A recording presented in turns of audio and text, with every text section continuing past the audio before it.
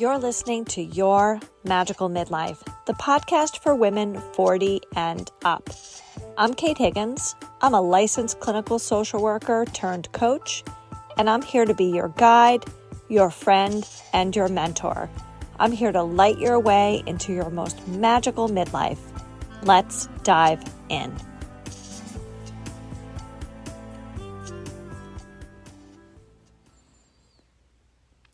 Wiley Women is a wellness brand that wants you to live your best midlife. Developed by a naturopath, they offer tinctures, supplements, and drink mixes. Wiley uses plant medicine and clinical studies to demystify and embrace the hormonal powers and hidden complexities of grown women from the inside. Female formulated and female founded. Plus, they offer free shipping and easy returns. I love the Unworried tincture, which has bacopa, holy basil, passion flower, and reishi. It helps calm my body and stops the spinouts. It reduces jitters and lightens my mood. Go to www.wileywomen.com and use code KATEH2O at checkout to get 20% off. That's www.wileywomen.com and use code KATEH2O for 20% off. We started to notice something was wrong with my dad when my mother was dying, but we wrote it off as anxiety and being overwhelmed. My mom was in the ICU for a month, and my brother and I didn't go up to Delaware until it became very clear that my mom was not going to recover from her illness. So my dad had been managing this by himself for a little bit. My mom contracted a hospital-based infection. I can't remember the name of it. It's similar to MRSA. And the reason why it became so devastating for her is because she was in stage 4 kidney failure. So her immune system was very, very weak. And my dad had been at the hospital every day and trying to take care of himself to the best that he could, and probably not sleeping much and not eating a lot. So when the doctor had us come in for a family meeting and to discuss my mom's condition, my mom had developed an infection in her legs, and the skin on her legs was essentially falling off. And the doctor was trying to explain to my dad that my mom's legs and the infection, the presentation of it was similar to skin that had been burned in a fire, like somebody who had been in a fire. And my dad was unable to follow the abstract thinking around this. And he just perseverated on thinking that my mother had somehow been in a fire when she had been in the hospital for a month. And my brother was like, something's wrong with Dad. He's not thinking straight. Maybe he has the beginning of dementia. And I didn't want to hear it because I didn't want to deal with it. And I wrote it off as stress. I wrote it off as exhaustion. I wrote it off as overwhelm.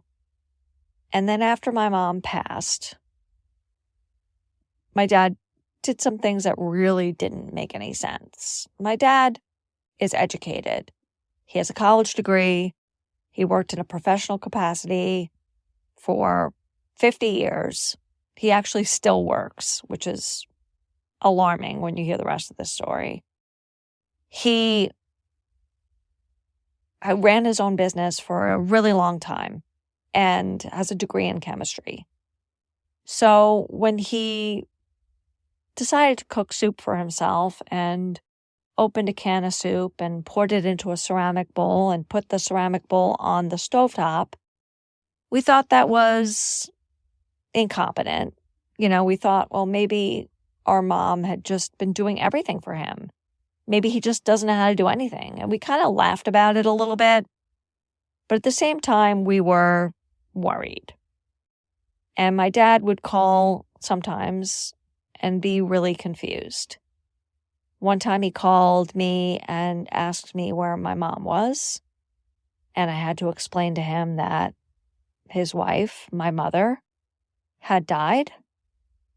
Another time he called my brother in the middle of the night to report that he had somehow transported himself to Alaska and he didn't know how he had gotten there.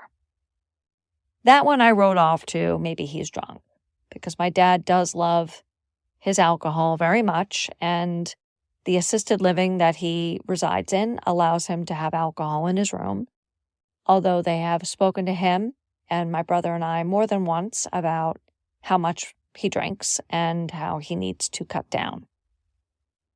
So they asked us to take him for a baseline cognitive assessment.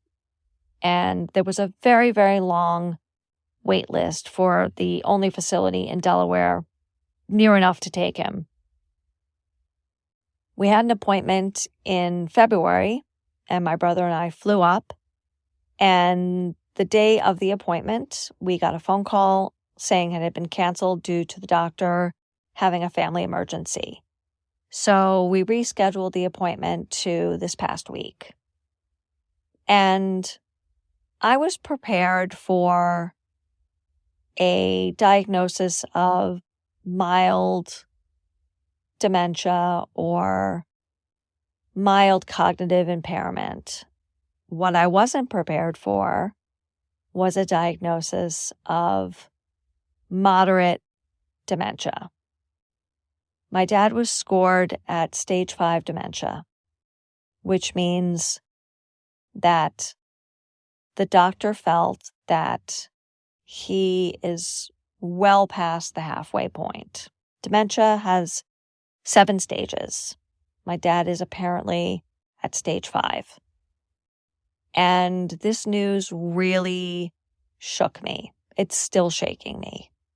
I'm not really sure I'm entirely processing it. But I'm sharing this because I think that a lot of people in my generation, in my age range, are either actively dealing with this or will be dealing with this soon. And it is really heartbreaking. It's heartbreaking to know that my dad, for all his quirks, for all the difficulties I have with him, for all the times that he is a pain in the ass, he's going to be slipping away, and there's going to be very little time to really repair our relationship. And that's really hard to sit with. It's really hard to reconcile. It's really, really sad. The blessing and the upside is that my dad got this diagnosis past the point where he can really understand what that means.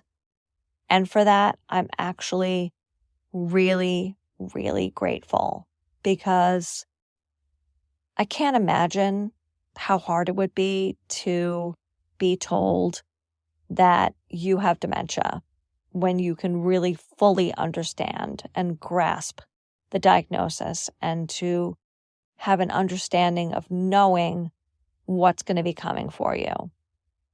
Thankfully, my dad is past that point. The doctor said, Mr. Higgins, you have stage 5 dementia, which means that you have moderate dementia.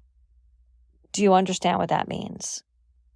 And my dad looked at the doctor and said, no. And she tried to explain it to him. And then he said, I think it's time for me to go now. We've been talking a long time. And when my brother and I asked him in the car on the way back, he didn't even really remember the doctor telling him he had dementia. And I'm really grateful. I'm not grateful my dad has dementia, obviously, but I'm grateful that he doesn't really understand how bad it is. And he doesn't really even understand the word dementia.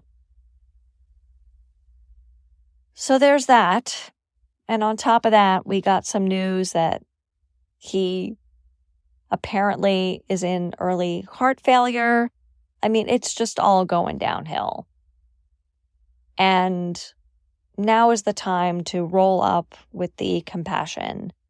Now is the time to forget the hurts of the past and to just put it down and to just do my best to show up and be kind and patient and loving and even and thoughtful and gracious. And I'm going to need all the spiritual support I can get.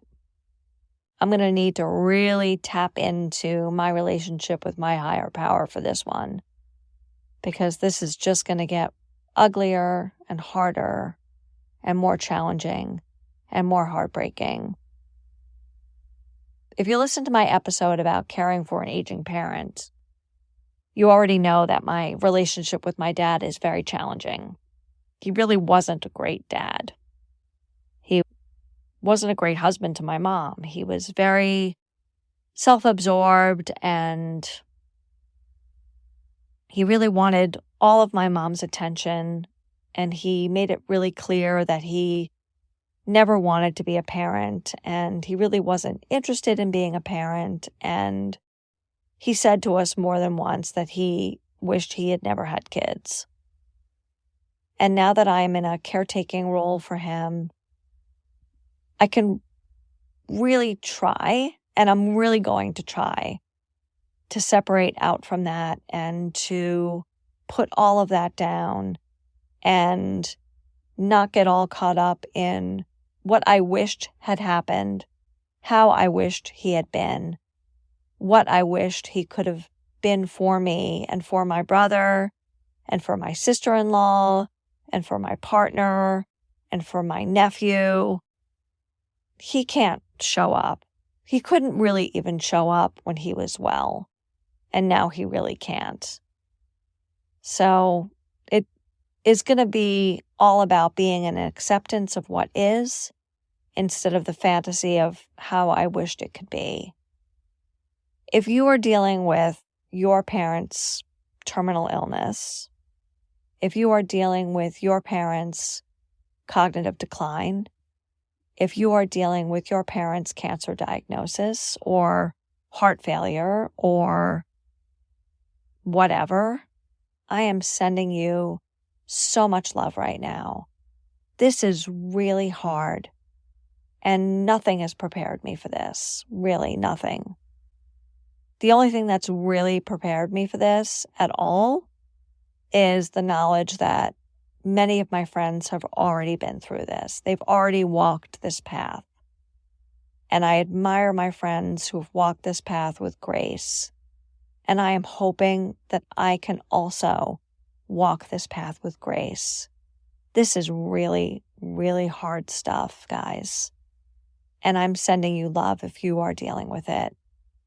If you have anything that I can do for you, if you have anything that you think I should be doing as I walk this path, please send me a DM on Instagram or an email and just let me know how you coped with it, or let me know if there's something I can do either on this podcast or for you to help you cope with it, because we all have to stick together in this. So I'm going to keep this episode really short and really simple, and I'm going to pull a card. And I don't know if we're going to get anything helpful from the cards today, but cards have been known to show up, right? So the card for this episode about dealing with a serious medical diagnosis and just being in acceptance of what is and where we're at and what we can change and what we certainly can't change. The only thing I know that I can change is my attitude and how I show up, and I get to choose to be the kind of daughter I want to be. So the card for this episode is the Chariot. The Chariot is about reining in.